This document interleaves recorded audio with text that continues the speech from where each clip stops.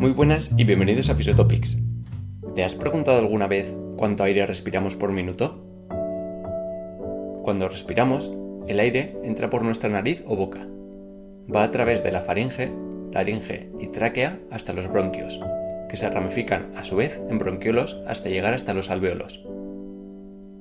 Ahí se producirá el intercambio de gases entre el pulmón y la sangre, pero eso lo veremos en futuros vídeos.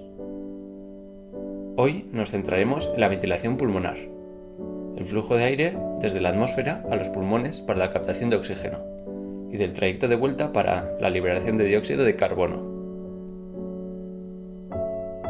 Para responder a nuestra pregunta inicial, necesitamos diferenciar dos conceptos.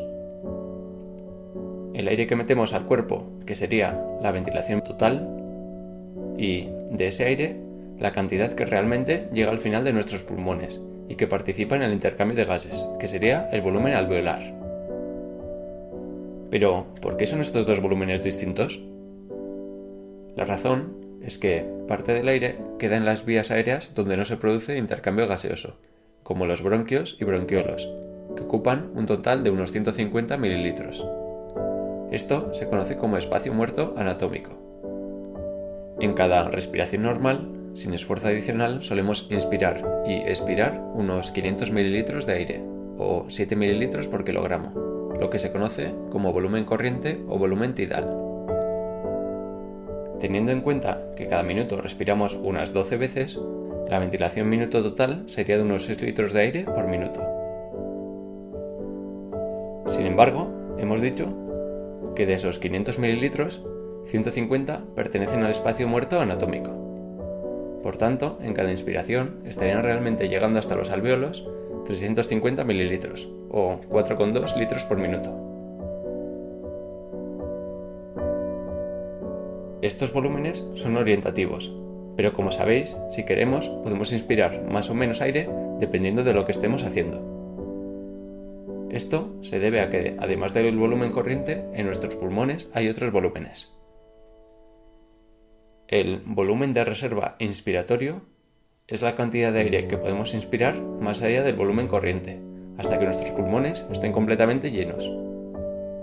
En este momento, la cantidad de aire total que hay en nuestros pulmones sería la capacidad pulmonar total. No podemos meter más aire. Por el contrario, el volumen de reserva expiratorio es la cantidad de aire adicional que podemos expulsar después de una expiración normal. Por mucho aire que intentemos expulsar, nuestros pulmones nunca se vaciarán del todo, y siempre quedará una pequeña cantidad de aire conocida como volumen residual.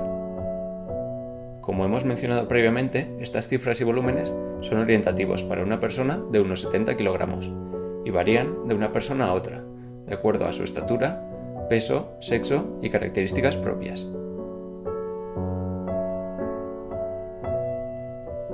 Topics nos ayudará a repasar los volúmenes. Viendo la tele, Topics respira de forma relajada, por lo que está movilizando un volumen corriente de unos 500 mililitros. Ve un concurso en el que un señor rompe globos en una sola expiración y decide imitarlo. Coge todo el aire posible hasta llegar al final de su volumen de reserva inspiratorio y lo expulsa todo hasta llegar al final del volumen de reserva expiratorio. Ha movilizado toda su capacidad vital y quiere echar más aire, pero ese aire que tiene aún dentro pertenece al volumen residual y por mucho que lo intente, no puede expulsarlo porque la fisiología pulmonar no se lo permite.